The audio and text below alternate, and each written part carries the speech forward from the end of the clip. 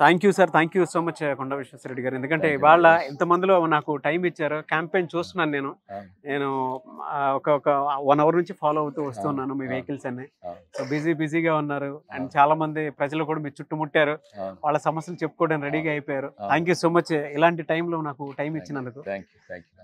అయితే చాలా మంది ఇక్కడ కోరుకునేది కూడా ఆల్రెడీ కాంగ్రెస్ ఉంది కదా, బీజేపీ చేంజ్ చేస్తుంది అనేటువంటి దాని మీదే మాట్లాడుకుంటూ ఉన్నారు. అండ్ మీరు వచ్చింది కూడా కాంగ్రెస్ నుంచే, సో ఎక్స్పెక్టేషన్స్ కూడా కంపారిజన్ లెవెల్స్లో చూసేటప్పుడు హై ఉంటుంది. దానికి ఏం చెప్తారు? రాష్ట్ర ప్రభుత్వం మీద ఎంతో ఎక్స్పెక్టేషన్స్ చాలా హై ఉంటాయి. ఎందుకంటే వాళ్ళు చెప్పుకుంటారు అసాధ్యమైన పథకాలు చెప్పుకుంటారు. వాళ్ళు ఏమన్నారు, కాంగ్రెస్ ప్రభుత్వం పాత ప్రభుత్వం అయితే ఏదేదో దళిత బంధు ఈ బంధు ఆ బంధు ఇస్తారన్నారు. ఇంత ఇచ్చి 10 మందికి ఇచ్చి 1000 మందికి ఇవ్వకుంటాయిండ్రు. పెన్షన్లు కూడా చక్కగా ఇవ్వలేదు. వీళ్ళు ఏమన్నారు, వీళ్ళు ఆ పాత ప్రభుత్వం మంచి లేదు, కాంగ్రెస్ వాళ్ళు మేము అన్నీ ఇస్తాము, అదే కాక మేము 5 గ్యారెంటీలు ఇస్తాము కర్ణాటకలో, మళ్ళీ 5 సరుపు 6 గ్యారెంటీలు ఇస్తారు, మళ్ళీ 7 గ్యారెంటీలు అంటారు. అంటే వాళ్ళు ఎలక్షన్ రాజకీయాలు ఆడుతున్నారని అందరికి తెలుసు. ఏమి ఇస్తా అన్నారు, పెన్షన్లు 4000 రూపాయలు చేస్తా అన్నారు. అరే ఉన్న పెన్షన్లే వస్తలేవు, మళ్ళా 2600 4000కి ఎట్లున్నాయి పైసలు. రైతు బంధు 10,000 రూపాయలు ఎకరా నుంచి 15,000 చేస్తా అన్నారు. ఉన్న రైతు బంధులే చక్కగా ఇస్తారు. ఉన్న జీతాలు కూడా ప్రభుత్వ అంగన్వాడీ వర్కర్ నవంబర్ జీతాలు ఇప్పుడు వస్తున్నాయి. ఏమి ఇస్తుండ్రు, బస్సు టికెట్ ఇస్తుండ్రు 30 రూపాయల. బస్సు వస్తుందామా రాఘవాపూర్, బస్సు టికెట్ ఇస్తున్నారు.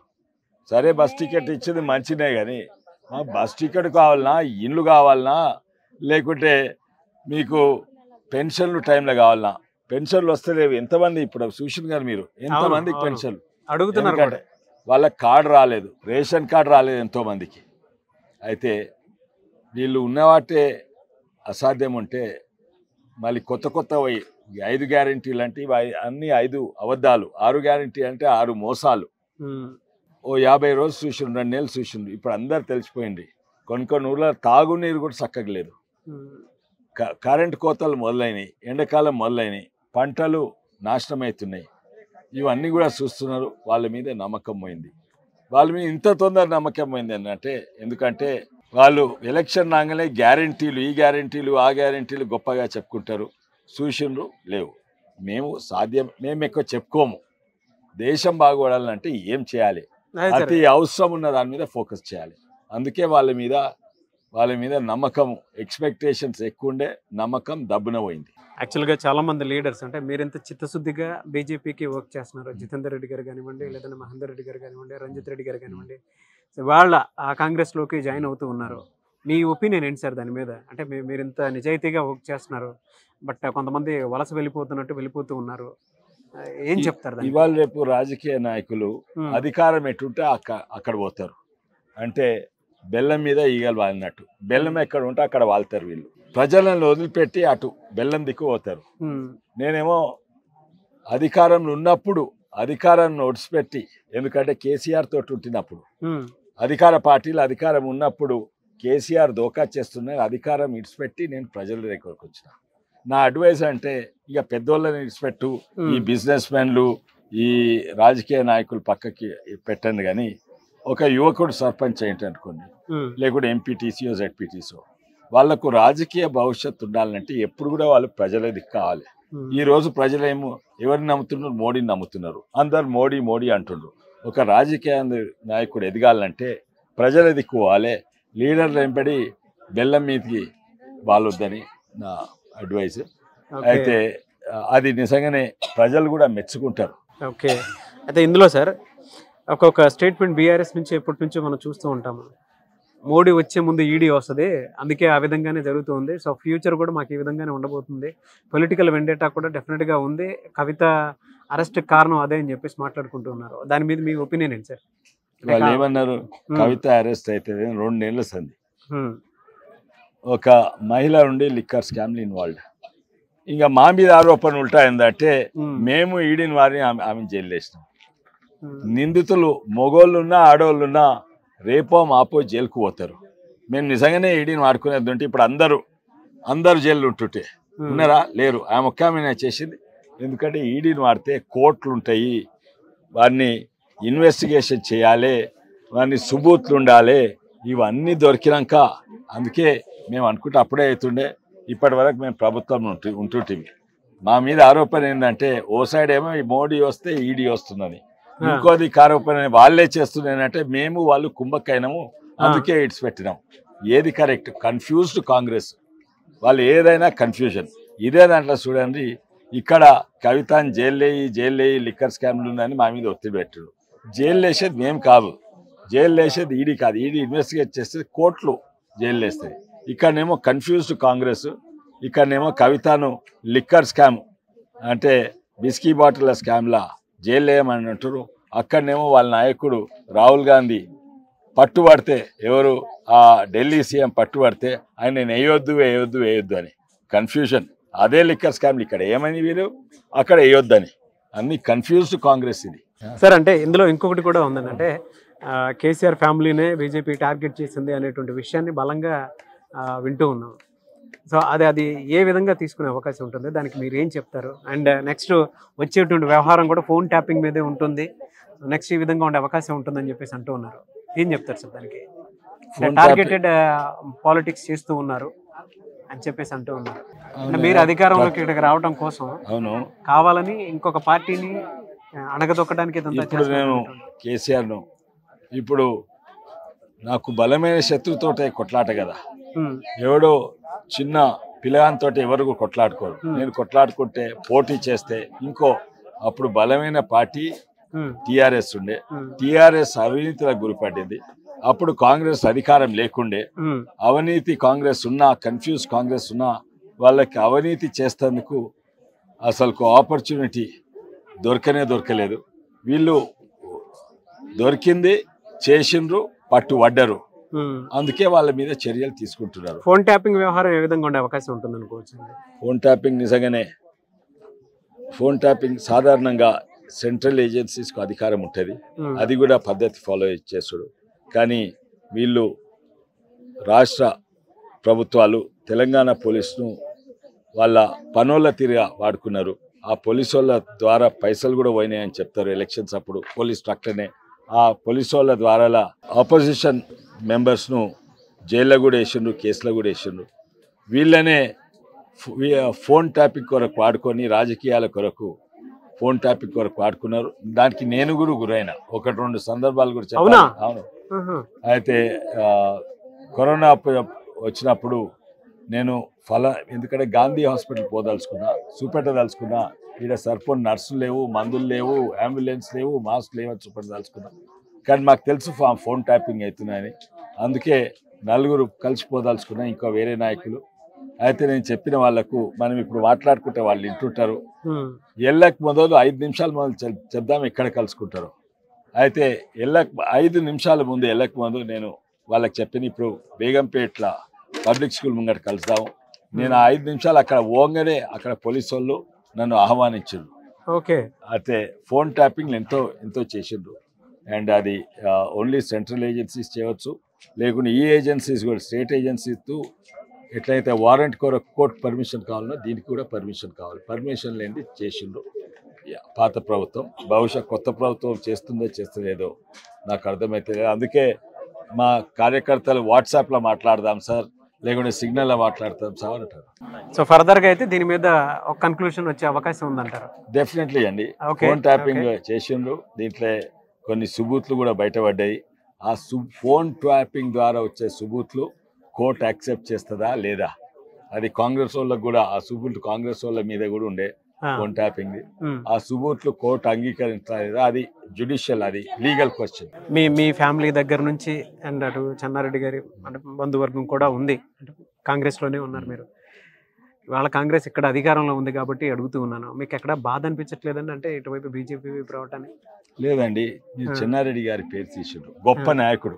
ఆయన తాండూరు నుంచే ఎమ్మెల్యే ఉండే, తాండూరు నుంచి గెలిచి వెనకట. తెలంగాణ అన్నిట్లా గొప్ప నాయకుడు అంటే మరి చెన్నారెడ్డి గారు. 2 సార్లు సీఎం ఉండే, 2-3 రాష్ట్రాల గవర్నర్ ఉండే. అప్పుడు ఇందిరాగాంధీ గారి రైట్ హ్యాండ్ మ్యాన్ ఉండే. కానీ చెన్నారెడ్డి గారి దోకా చేసింది ఎవరండి? అప్పుడు తెలంగాణ ఉద్యమం వచ్చింది. ఉద్యమం వస్తే మీరు తెలంగాణ ఇస్తలేదని తెలంగాణ ప్రజా సమితి అని పెట్టి 11 10 ఎంపీలను గెలిచి అక్కడ పోతే కాంగ్రెస్ వాళ్ళు అన్నారు ఏంటంటే మీ పార్టీని కాంగ్రెస్లో విలీనం చేస్తే అప్పుడు తెలంగాణ ఇస్తాం. ఈయన విలీనం చేయగానే తెలంగాణ మర్చిపోయిండు. ఎవరు చేసిండ్రు కాంగ్రెస్? చెన్నారెడ్డి గారికి దోకా కాంగ్రెస్ చేయలేదా? అట్లనే మా తాతయ్య గారికి కొండా వెంకటరంగారెడ్డి గారికి ఆయన తెలంగాణ కొరకు కొట్లాడుతుండే నిజాం తోటి తెలంగాణ సాధించడము, అప్పుడు హైదరాబాద్ రాష్ట్రం అనేది. అయితే వద్దు వద్దు హైదరాబాద్ రాష్ట్రాన్ని ఆంధ్రతో కల్పకంటే అయినా కూడా బలవంతంగా కలిపిండు. ఇప్పుడు చేయండి తెలంగాణ ఎవరు దోకా చేసిండ్రు, మరి కొండా వెంకటరంగారెడ్డి గారిని ఎవరు దోకా చేసిండ్రు అది చెప్పారు చూడండి. ఒకటే సార్, అంటే ఇది ముగించే ముందు ఒక 2 చిన్న ప్రశ్నలు అడుగుతాను.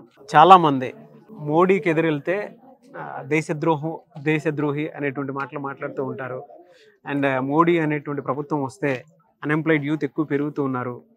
అండ్ దానితో పాటు ఎక్కువగా వింటూ ఉండేది కార్పొరేట్కి ఎక్కువ దోచిపెడుతుంది అనేటువంటిది. సో దానికి మీరు సమాధానం ఇచ్చారు? తప్పండి. కార్పొరేట్స్కి ఎక్కువ దోచిపెట్టేది అది బ్యాంకుల ద్వారా. అది కాంగ్రెస్ ప్రభుత్వం బ్యాంకులను దివాలా తీసింది. మోడీ గారేమో జాతీయవాదము. 2 ప్రశ్నలు అడిగిండ్రు, నేను సెకండ్ ప్రశ్న అడుగుతా. జాతీయవాదము, భారతదేశమే ఫస్ట్, భారతీయులే ఫస్ట్ అని ముంగటు పోతుండ్రు. అయితే వీళ్ళేమో ఇండస్ట్రియల్స్కు ఎంతో మందికి పెద్ద పెద్ద అప్పులు ఇచ్చిండ్రు. అప్పులు పెద్ద ధనవంతులకు అప్పిస్తే ఎక్కువ ఇస్తారు, వేలాది కోట్లు ఇస్తారు, అది తక్కువ మిత్తితోటి ఇస్తారు. పేదోళ్ళకు అప్పిస్తే కొంచెం 1,50,000 ఇస్తారు, అది మిత్తి ఎక్కువ తోటి ఇస్తారు. వాళ్ళు అప్పులు ఇచ్చిండ్రు, తీసుకున్నారు, పారిపోయిండ్రు.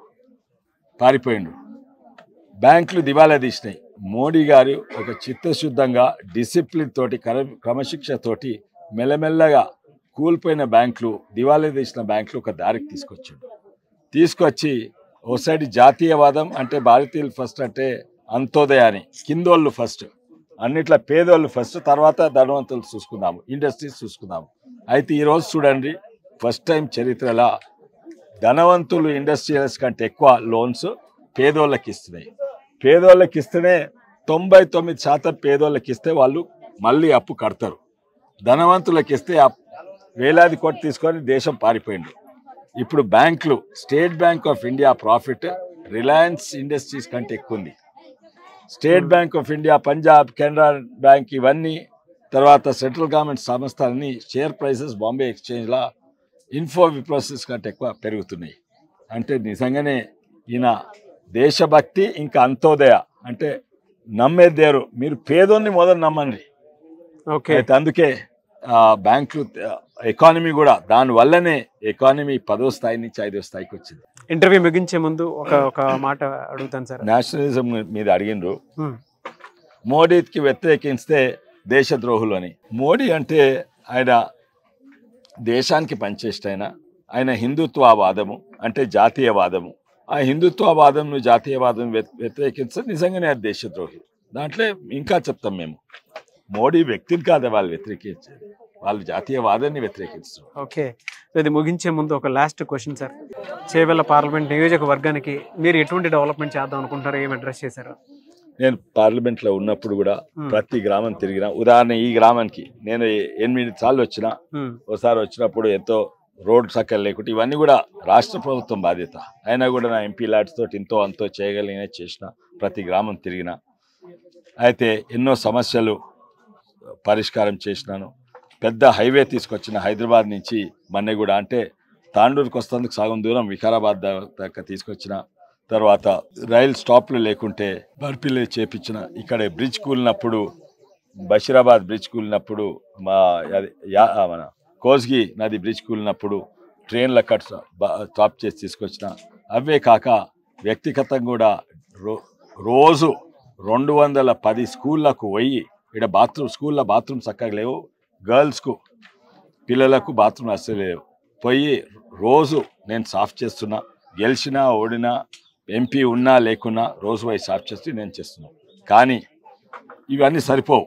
ముఖ్యంగా అన్ని రంగాలలో ప్రభుత్వ స్కూళ్ళు, వాటిని వైద్య రంగం మీద నేను ఫోకస్ చేస్తాను. డెవలప్మెంట్, వికారాబాద్ శాటిలైట్ సిటీ అంటే ఈ ప్రాంతపంతా పెరుగుతుంది.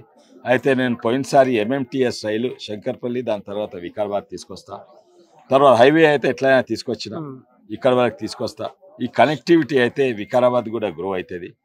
అండ్ మళ్ళీ ఈసారి పోయినసారి సెంట్రల్ గవర్నమెంట్ ఒప్పుకుంది, మా వంతు 50% ఇస్తాం రాష్ట్ర ప్రభుత్వం, కానీ రాష్ట్ర ప్రభుత్వం అది పైసలు ఇవ్వలేదు. ఈసారి మళ్ళా ట్రై చేస్తా, సెంట్రల్ గవర్నమెంట్ తప్పక ఇస్తుంది, రాష్ట్ర ప్రభుత్వం మీద ఒత్తిడి చేస్తాం, తీసుకొస్తాం.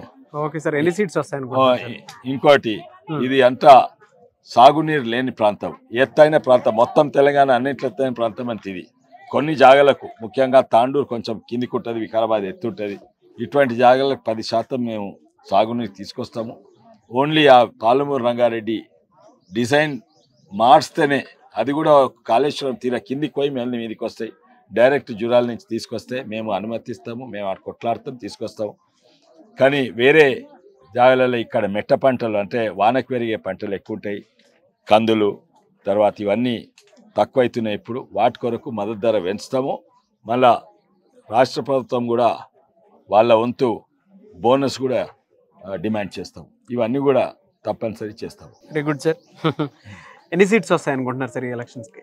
ఈ ఎలక్షన్స్లో 12 అయితే నాకు గ్యారంటీ అనిపిస్తున్నది, 12 సీట్లు. ఎందుకంటే దినదినాము ఏం సంఖ్య పెరుగుతుందంటే, సర్వేలు చేస్తే ఓన్లీ మొన్న కాంగ్రెస్ వాళ్ళు వేసిన వాళ్ళకి సర్వే చేసినాం. మొన్న ఎలక్షన్ కాంగ్రెస్ వేసిన వాళ్ళు 40%, 43% ఇప్పుడు మోడీకి వేస్తా అంటున్నారు, కమలం పువ్వు గుర్తు. అది మొన్న 2 నెలల కింద చేస్తే. ఇప్పుడు చూస్తే కాంగ్రెస్కు ఓటు వేసిన వాళ్ళని మళ్ళీ సర్వే చేస్తే ఇప్పుడు అది పెరిగింది, 55 కంటే ఎక్కువ పెరిగింది. 55% మొన్న కాంగ్రెస్కి వేసిన వాళ్ళు ఇప్పుడు ఇక్కడ వేస్తారు. 70% మొన్న కారు గుర్తుకు వేసిన వాళ్ళు ఇప్పుడు కమలం పువ్వు గుర్తుకు వేస్తారు. అందుకే ఆశ్చర్యపోవద్దు, 12 కంటే ఎక్కువ వచ్చినా హైదరాబాద్ సీట్ గెలిచినా కూడా ఆశ్చర్యపోవద్దు. చూద్దాం సార్ ఏ విధంగా ఉంటుందన్నది. Anyway sir, thank you sir, thank you so much for your time. Thank you for coming.